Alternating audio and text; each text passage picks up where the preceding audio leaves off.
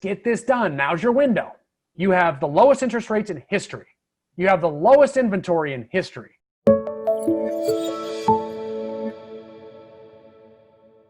Hi, Brian. Hey, Des. I'm having a struggle bringing in new business, like new prospects. Yeah, what are you doing to get new prospects right now? Right now, I'm just going through my SOI and asking if they know of anyone. I like that. How big is your SOI, Des? It's a little over 300. Oh, good. Okay, good. Excellent. I will tell you, telling people that we need listings right now matters because people don't necessarily know that. You know what I mean? Like they don't know that the market's red hot on fire. So you calling every 300 people in your SOI and just saying, hey, man, hey, how's it going? Touching base. By the way, who do you know that's looking to sell their house? Because we have a housing crisis right now. The biggest one we've probably had, since the Great Depression. We do not have enough houses and homes to put over people's heads right now.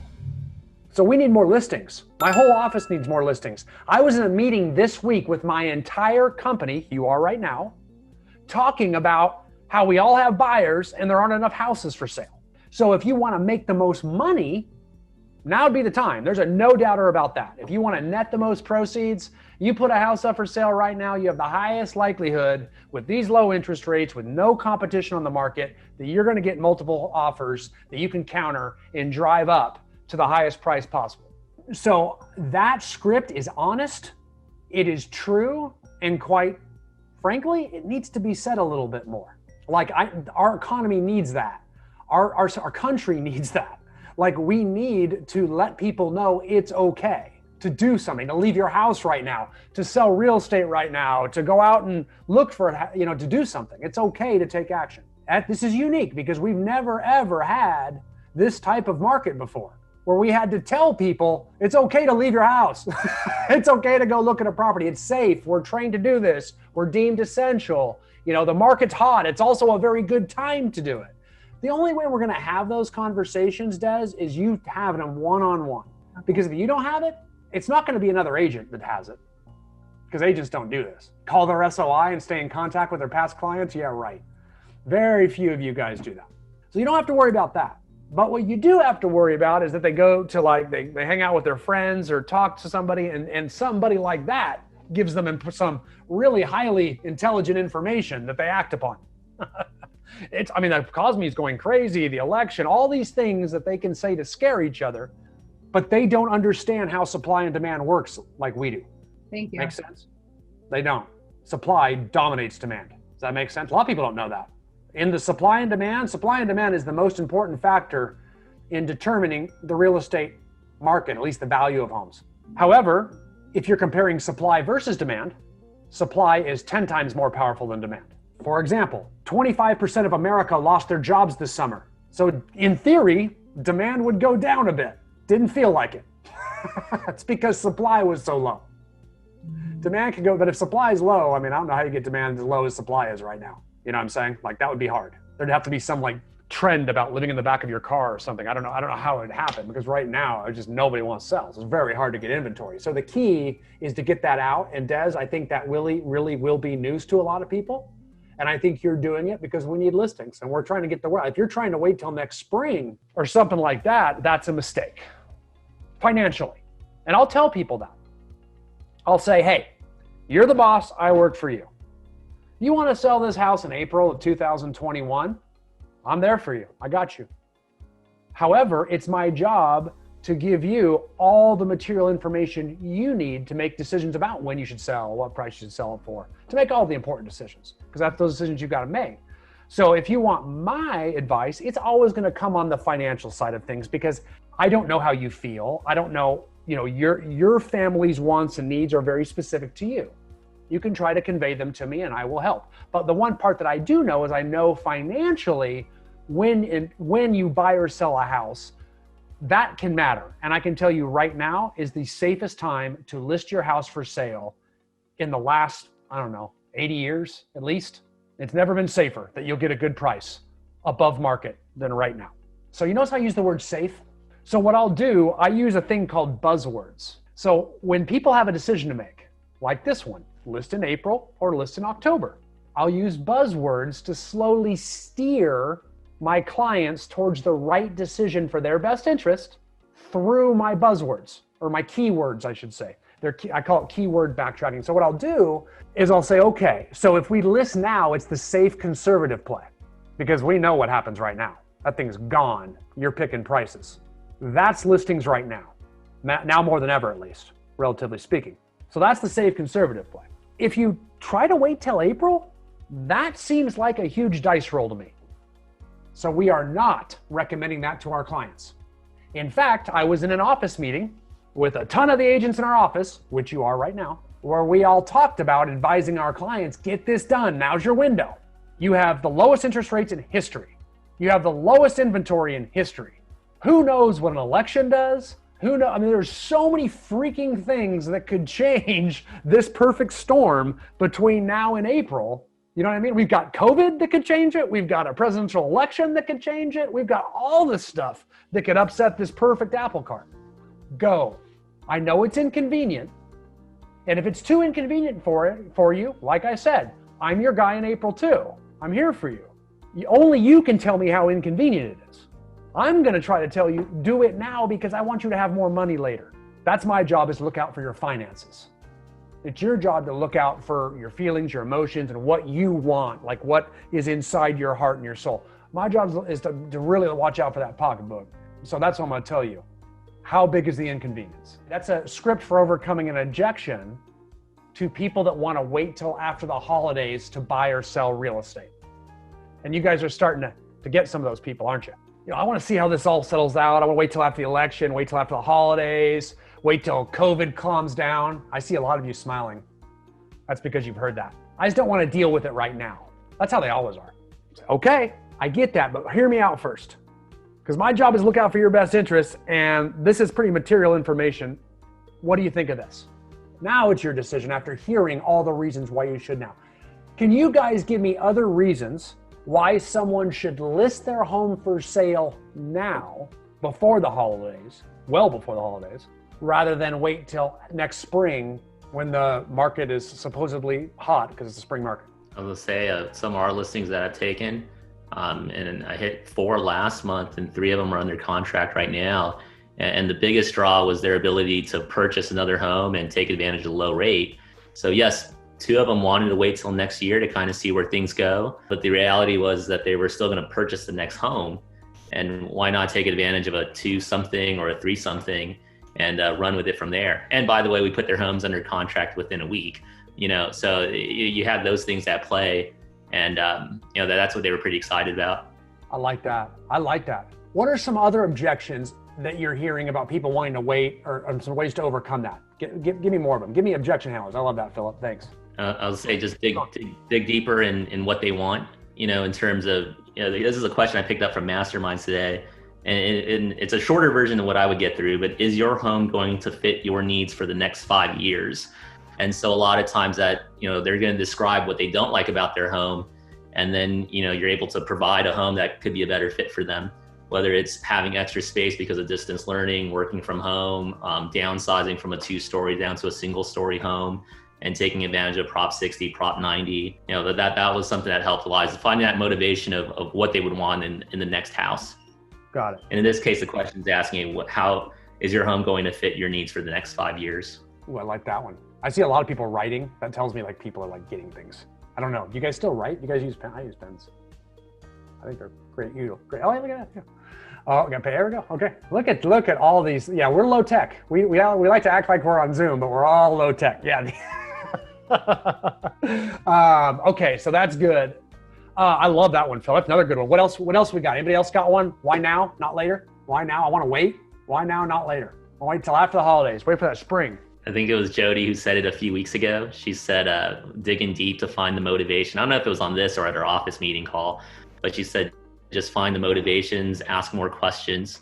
It's one thing to just say, hey, you're going to make X amount of dollars. It's another thing to say, hey, this X amount of dollars will help you get to ABC, and so just kind of figuring out where they want to be in 3 months, and ask them, how's their experience been in the neighborhood during quarantine? The initial part of it, a lot of people were actually pretty negative compared to just walking around and being grateful. People were actually PO'd about their homing situation. So, you know, I have a lot of my clients or people I've talked to have kind of shed light on what they would change, and what an awesome intro into, well, awesome, if you could change that, where would you go to next, right? So that's a lot of that is just listening. Got it. Okay, I'm writing some of these down myself, by the way, too. Okay, I like that one. Anybody else got one? Sellers want to wait. Sellers want to wait. And how are you gonna? I'll give you another one. Seller wants to wait till after COVID, till after the holidays, till after the election. I can't imagine what you're doing with yourself in the meantime. Like, I would want to distract myself, but let's say you do want to sit and just watch CNN or whatever. At that point, think about it even in normal winters. Okay, there's usually a lot less active listings in the winter, right? A lot less. Like, you know, depending on where you live, it could be 50%, 25% of the normal listing total in June, let's say, or May, right? So there's also, because it's the holidays, less buyers out looking around than there are in spring and summer. So because of that, that's why people always say you should list your home in spring and summer, because there's more buyers out looking around. And also, I guess your home typically looks a little prettier in the spring and summer. You know, there's in some parts of the country, there's no snow on the ground or things like that. So, but those are the real reasons for it. But this is very true. And I've watched this probably I've been at this for about 30 years, but about 20 of my years, I've been watching this. I have noticed that days on market in the winter months is usually shorter for most MLSs. And the reason why is there's less competition on the market and the buyers are much more serious in the winter. This is the important part. Winter buyers and fall are much more serious because they typically have to find a home to buy. Like, they sold their house, so now they got to hurry up and find something. As a seller, isn't that the best buyer who needs a place badly, fast? Don't you want to get in that negotiation? Like, I like those counteroffers when they're up against it. You know what I'm saying? And there aren't many other options for them to choose from because it's, you know, much lower inventory in the winter. So believe it or not, listing in the winter has tremendous advantages with regards to negotiations. You actually have a much stronger negotiation position in the winter with fewer buyers than you do with tons of buyers in the spring and summer. And you can say that's something we've seen. You can use the royal we, because I'm taking my knowledge from our office and giving it to all of you. So you guys, I think Tom is loud. So real important that you convey that this is coming down through the industry from these large real estate offices. Like, this is fact. This is what they're telling us. This is what we're hearing. This is what we're being told to do. So that way it's not just your opinion versus their opinion. We don't want that because they like their opinion more than yours. But if we tell them, hey, this is kind of the thing, make sense? What about buyers? What do you guys, okay, so let me ask you one more time. Does anybody have any good, seller scripts for sellers that want to wait until after the holidays, next year, spring maybe, after COVID to sell? They're just delaying, kicking the can down the road. Anybody have any other ways to create some urgency there? It falls down, Brian, down the road of what everybody's saying. Had a seller on the fence and pretty much told him, look, you're going to sell high right here, and you're going to purchase over here at historically low interest rates. So if it was just to go up to the norm where we were at 4.0%, I show them the difference in buying power for them as well as selling power and where the buyer pool shrinks. That's it. I was waiting for someone to hit the interest rate thing out of the park. But yeah, that was like a big, you ever seen a curve ball that doesn't curve? That was one of those. It just kind of sat up there and it just went out of the park. But yeah, that's it. That's the idea. The rates thing right now. I don't know. Did you guys feel this way? Like last week, I was looking at 2.5%. Did you guys see that last week? 2.5%. I have a really good interest rate on my house, but I almost refinanced it again. I was like, oh my God, that's amazing. You know what I mean? Like, it's, play it safe, do it now in every way, shape, or form. This is the best buying and selling environment I've ever seen. I don't think anything's ever been close. Not in 30 years, I guarantee you that. This is about as good as it gets right now. And not only is it as good as it gets, I do not believe it's anything close to a bubble. And that's just because of supply and demand. You can't have a bubble if you don't have enough supply. It's impossible. I mean, that's the very definition of a bubble. It's the supply overflowing, forming a bubble. You know what I mean? Like, but we don't, listings are like endangered species. So I think we're the farthest thing from being overvalued that we could possibly be. And if I can add something to that, I feel like a lot of people have skin in the game.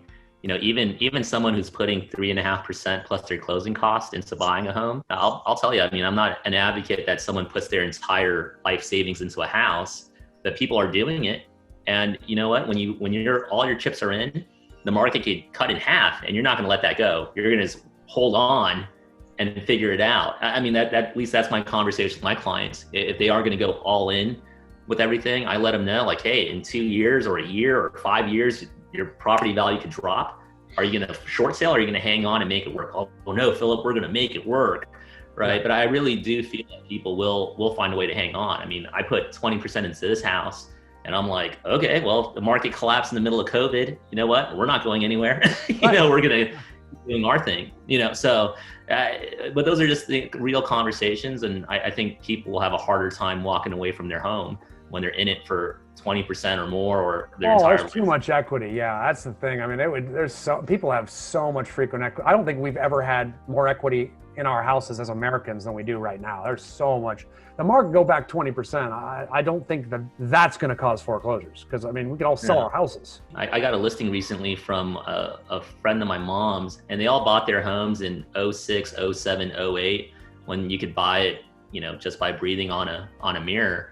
And so she held on to this home, was negative at 1,300,000, and now is up 150,000 because she held on. Hang on, Philip. Let me prove your point. I've shown you guys this before a bunch. Honestly, I use this thing so much, it's unbelievable. But if I were you, I would too.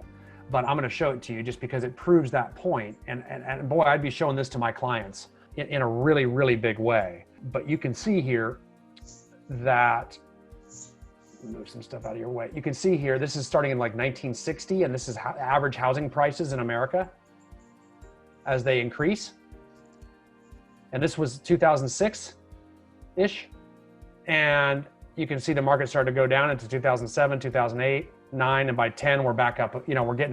By about 2011, we're flying back up again. So basically, what you're saying, Philip, is these years right in here, you got to hang on. And this is the longest we've ever had to hang on in the history of the interest rate, which is back to the 1930s. Well, 70s when we got off the gold standard. Yeah, there you go. Took off. Yeah, you could see, take a look at this. This is the biggest dip we've ever had in housing prices. And we're talking about not a real big dip there. Take a look over here. Average price went from 244 down to 200. What percentage of a drop is that? 10%, 15%? 20%. 20% drop. Okay, there's your so let's say that Philip buys his house at 20% down here at the top. Worst case scenario, you buy at the very top. You lose all of your equity that you just put down, in theory. I mean, if you tried to sell your house, you'd lose it, but you're going to hold on.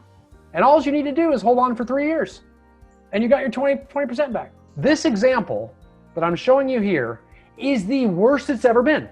And oh, by the way, when this thing started, we had about 9 times the housing inventory we have right now. We were totally in a bubble. We were giving loans away with not even verifying where people work. We were doing some really strange things on Wall Street. There's a lot of terrible things that were going on. None of those things really happening anymore. Certainly not the supply and demand problem, which is the big one, as you know. So using this, I know a lot of you guys have this. You probably want me to give it to you, huh? Again, yes? I'll put it in there again. FYI, those charts you can find on the SRAR. SAR, is that an MLS? It's our MLS. Nice. Or you're right. A lot of these things are a lot of good charts showing this stuff on your local MLSs. So get to know what your MLS provides by way of data and charts. Some are better than others, but there's usually enough go-tos in there for you to get. And guys, when I say this, anytime I talk about scripts, we always worry about being manipulative and stuff like that. Like we're trying to convince someone to do something that they don't want to do. No, only in so much as it applies to, we may not, for example, if you said you want to get in shape and I said you got to wake up at 6 a.m. and go to the gym every single morning and work out, you might say, okay, that's not fun, but I want to be in shape. So I'm going to make you do something you don't want to do to get the results you want of being in shape, right? That's kind of what we're doing here. You want to get moved. You want to get the most money. Let's play it safe and do it right now to make sure we get a bird in the hand covered. That's how I feel. I don't want to know what the market looks like in April. There's too many things that could happen between now and April. I know one thing's for sure. You put your house on April, so is everybody on your street's going to be doing the same dang thing. I know that's not good. There's one other objection handler to sellers who want to wait until after the holidays to list their home for sale. And the last objection handler that I can think of, I probably know some others, they got to come out of here, was they need to remember that at this low interest rate, the amount of buying power people have, right? Because someone help me out here. Let's say we have I'm going to try to pick a number that's in between all of you. Let's say we've got a $500,000 property and the interest rate's 2.5%. I might be able to qualify to purchase that home at 2.5%. But if the rates go up to 3.5%, which is totally not unrealistic, it's still crazy low, I might only qualify to buy something for $475. See what I'm saying? So when rates go up, buyer demand actually drops just because of ability. They still may want the house, they can't afford it. So now I don't even look at that house, I go over here. Make sense? So buying power is important. The interest rate, the other thing I really want to highlight that we talked about on the interest rate a minute ago, is the interest rate, yes, it impacts the buying power, but now, I mean, you're probably selling a house that has an interest rate of 4% or higher, would be my guess, right? Not too many people selling that got something below 4, but there's some. But not too many. So 4% or higher is the person selling. They're going to go buy a new house, a house that they want more than the house they have at 4%, and lock in at 2.5. I mean, that's huge. Financially, that's a brilliant move. You just took away 1% of wasted interest you pay on your biggest asset every year. Financially, anyone's going to tell you that's a good move, so long as you like that house better or equal as much. Okay, any more seller side objections to people who want to wait to sell? Objection handlers. Okay, let's go on the buyer side. Okay, go ahead, Philip. I was going to share those who have, let's say they're a married couple, you can get up to $500,000 on your primary home here in California as a write-off. And so some people who might be on that bubble where, you can show them, hey, you're going to net after your closing costs $480,000 or $500,000. Maybe, I don't know if people have talked about that, but that's a great tip too. Instead of waiting for more value that you're going to pay tax on, if that's their mindset that they're going to make more money in April, but it's going to be past that threshold, maybe it is a time to sell now. But I've had that dialogue too, Yeah, I like that. I do. I like that. Okay, good. Flip to the buyer side. I'm curious, do you guys have any buyers that are waiting? You do? What are your buyers waiting for? Let's hear what the buyers are waiting for. They're waiting for the market to crash. I love it when they say, God dang. Anything else? You want the world to end too? Any other? While we're at it? The outcome of the election causing more problems. Yeah. So we're going to wait until we have those problems? Yeah. COVID. Wait till, like, safety? Is that what we mean by COVID? Safety? That's a tough one. But yeah, got it. They are talking about that some people are have financed some quotes, some monthly payments, and then by next year they end up losing their homes. So they do that talk. Yeah, it sounds like a lot of the similar stuff that we're hearing on the listing side, where we got to get that, we got to pull our charts out, right? We got to show them that the likelihood of the entire market crashing, like Des said, it's pretty slim if you look at the historical history of prices. Like what felt like the end of the world in 2008, when you go back and look at it, it's like, oh boy, wish I'd have just hung on. I mean, I don't know why everybody was dumping. You know what I mean? Like seriously, if it was your personal residence, shouldn't have dumped. It was a mistake. I mean, there's no way to argue it. If it was your personal residence. Now, if you couldn't afford it, like if you, But I found it was very few that couldn't afford it. It was mostly people just trying to dump it because they get out of it, you know, and that's tough stuff. But yeah, I think showing that chart's important. I'm going to show you another one that I think will help with that. I don't know that I show you guys this one that much, but I think this is also important to show. Brian, I have a question for you. Sure. I feel like lately the biggest objection that I'm dealing with sellers is like, yes, we can get your house sold quickly, but then they're concerned because then they don't see, you know, nothing coming on the market. So then they don't feel like, they're like, well, what if we can't find a house that we want? There you go. Okay. Anybody have any thoughts on how to handle that one?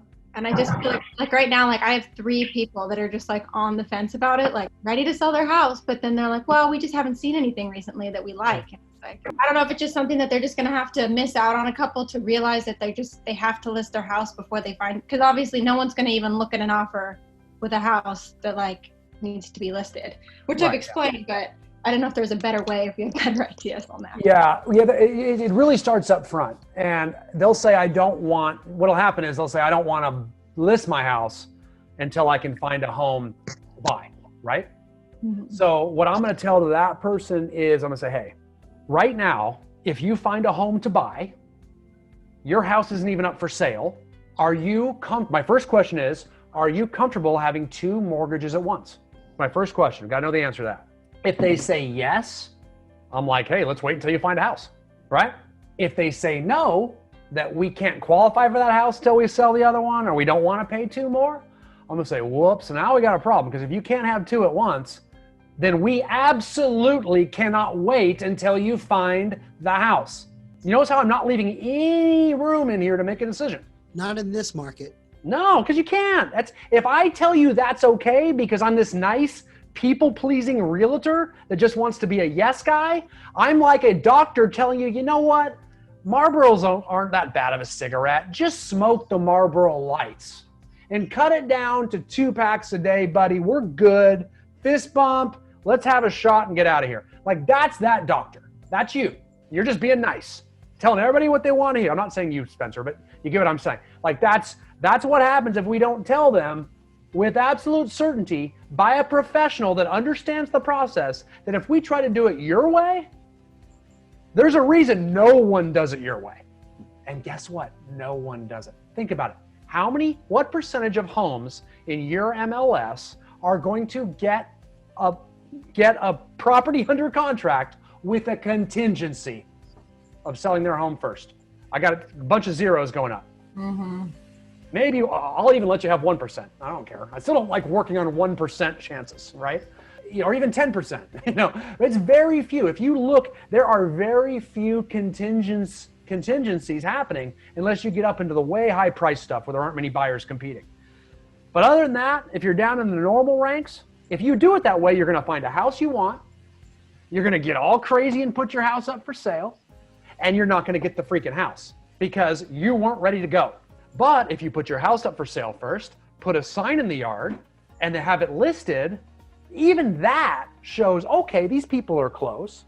If you get it under contract, now it's like, whoa, okay, this is almost barely contingency, right? And what I would tell them, I say, what they're worried about, Spencer, what your clients are worried about is they don't want to be homeless. You know what I mean? They don't. And I would just say to them, hey, and I know that's your main concern, is that you're going to sell your house and you're not going to be able to find something you want to buy. So here you are without a home during COVID. Like, what do you do if they tell you to shelter in place? I'm going to shelter. Like, it's sorry, I wouldn't make fun of them or the homeless. But what I would say is, I'm not going to let that happen to you. Here's how I'm going to protect you from that. Number 1, we're going to list your house for sale now. Okay. So we're going to put it up. We're going to sign the agreement. I'm going to get the stager out there, get the photographers taken. I'm going to get it ready to put up on the market. We're going to get some showings scheduled. People are going to come through it, look at it. We're probably a few weeks down the road, maybe a month down the road now. Then some offers are going to come in. We're going to negotiate those offers back and forth. We have to decide if you found a house by then or not. And that's usually a few weeks down the road. Make sense? And in our experience, 85% of our clients find a home before that house even goes on the market. And you will see that's true. Why? Because for these next 3 weeks, they're going to be looking with a sense of urgency out of a position of panic because they're scared. They got to find a house. So they'll finally get off their duff and really start looking and really start considering making realistic concessions. Like, you know what, to get that pool, we may need to go with a little and pay a little bit more to get it. Or, you know what, we'll take the extra, you know what I mean? They'll start making they're not going to keep looking for this perfect unicorn that's very tough to find anytime soon. So they get purposeful. So that's why. And I will tell them, you will get purposeful too. In all likelihood, you will find that house by this time.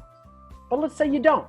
Okay, so you don't. Not the end of the world. You got a little bit more time, because what'll happen is you've got all the way until the offers come in. Then the offers come in. If we still haven't found a house by the time we've got our first offer, we're probably a month down the road.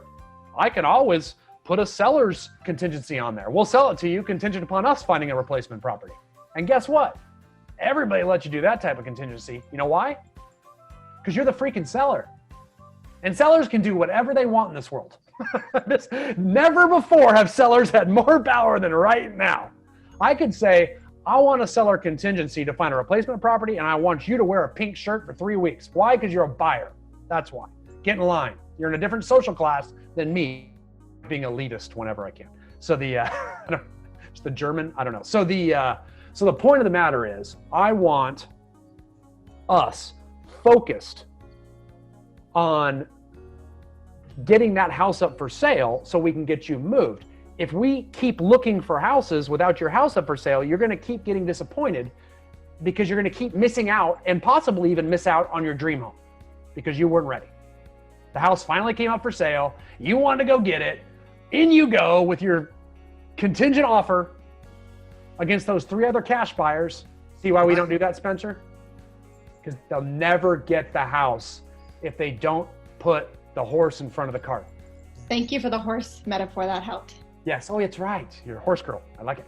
Yeah. She rides horses. I don't call her horse girl. And also the big aha, thank you, Brian, is how you painted the picture being lengthy. I think what I've been doing myself is, like, you know, things are turning in a dime. So they think they're going to be out in, you know, spread it out. 5 days.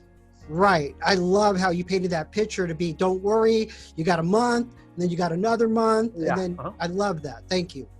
You bet. I mean, because you need the time to do your work. You got to get the stagers, photographers, get everything ready to go. So when it hits the market, we go big all at once. And but if you find your dream home tomorrow, I can't get all that done to go big at once. This is just too much work. You know, I mean, people got to do some work for me. So that's how we throw it out there. We really put that out there frontly. And I'm telling you, you got to feel good about it. You got to really believe in your heart that it's better for them to play it safe and get it done now. And boy, do I feel that. I don't think I've ever been more confident in that feeling than I ever have right now. Because stuff is weird. And if you want to move, get it done. While you still can.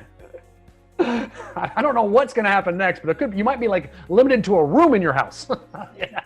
No one can go in master bedrooms anymore, or something weird like that. Who knows? But I would get the house you freaking want right now. You know, that's the idea. So any other objection handlers you guys have been using, or issues for lacking urgency that you can think? We got a lot, man. That was quite a few of them right there. I like that one, Spencer. That was really good. Let me show you the last thing I was going to show you. We jumped on that one a little bit. So let me show you, this is one more. This one, it needs to be updated a little bit. I just realized, but I think it can still work for you. And I will share it with you. Okay, so this talks about interest rates. You've probably seen these a little bit more frequently, but you can see interest rates over the course, all the way back to 60, 65. This is the history of the mortgage interest rates over time. And you can see back in the early 80s, things got a little weird. Started using credit cards to buy houses. And then throughout the 80s, they slowly dropped, all the way down into the mid 90s. In the 90s, they kind of leveled out, around that 7, anywhere from 7 to 8% through there, typically, sometimes up to 9. And then the perfect storm hit, man. 9/11 hit, housing market hit, the Fed started dropping all kinds of mortgage rates, started buying back mortgage-backed securities to manually keep interest rates low. That's when we got hooked on crack as a country. And that happened in about 2002, just to let you know. So whatever you're hearing about Obama or Bush, I'm just going to tell you, we started buying back mortgage-backed securities in 2002. Just to let you know. And we've been doing it ever since. And our current president was doing it a year ago. This is not a political party thing. Every president, both Republican and Democrat, been doing this. We have been getting high on the hog here for about 18 years. And then, of course, we had some stimulus and stuff like that later. It doesn't really apply to real estate so much, but makes sense. So showing them this, I mean, look at the 2.5% line. It's actually the lowest line on there. It says 2.5%. Like it actually can go below this. I never really thought I'd have to worry about that, but apparently I do. Because here we are, and you can even see if you lock in right now, I mean, just a year ago, we're half the interest rate. It was 5% a year ago. And we're at 2.5. Giddy up. Okay, so I'm gonna put that in there before we leave, in case that one helps you. I think you could say it goes out to 2020. It stops at 2015, but the line keeps going a little bit, so maybe that'll help you. So I'll throw that little chart in there too, so you've all got that one along with the other one. Any other objections you want to throw out there? Thoughts, questions, concerns after that? Comments? Just a comment. Yeah, you know, I found that no matter what the objections are, it's always having more people to work with. You know, like 5 people could tell me the same thing and I gave it my best or whatever to help overcome it. And it's just having 5 more people to work with. I mean, that's anytime I've had an attitude problem or an activity problem, I just go back. I'm like, oh, I ran out of people to lead follow up. So I should probably, you know, create more interest, do more things, do more activities. Right. And sure enough, things happen. Now's the time, guys. Like we're finally taking a breather. Finally, it's been a real long harvest season this summer for lots of reasons. And I think for like a week or two with school getting back in session, football starting, it's like, oh, things feel remotely normal. Like, but a little bit of the buyer demand has slowed a little. And I think it's temporary because there's nothing to tell me otherwise. Because every time this year when school starts out, there's a little lull in sales. So guys, the best thing you can be doing right now is to say, okay, summer's over. It's time to lead generate all the way up until Christmas. And I would, if I were you, I would do exactly what Des said. I would call everyone in my SOI, because I doubt many of you have done that in a while. Call everyone. We need listings. Who do you know? Not necessarily them. Like I'm not calling you to say, can I list your house? I'm saying we need listings. Who do you know? Here's why. Housing crisis, low inventory, all that stuff we discussed earlier. That's that key. Focus right now. We need to generate more leads. What you do right now affects your December tremendously. Could affect your November too. So what you do in September matters. So big push on lead generation, big push with accountability. You know, we got Jody on here somewhere as an accountability coach. I'd check in with her. Do what it takes to keep yourself in lead generation activities right now. Do what it takes. Get an accountability partner, hire a coach, just grab a buddy, bet $50 or something, you know, that you do your contacts every week, whatever it takes. But right now, head down. What you do now puts food on the table in December, if that makes sense. So now's the time for lead generation every year this time, especially this year. All right, well, sound good. Guys, thank you. There's a whole bunch of good objection handlers on there and scripts and stuff like that. You guys did a great job and a lot of collaboration today. All right, guys, so we'll see you back here next week. Same time, same channel. Thank you. Bring topics for me, guys. So I love it when I start out and I say, what do you want to talk about? If you can't remember it, email me or something, or text me or do something so you remember it. All right, guys, have a fun one. Well done, and I'll see you next week.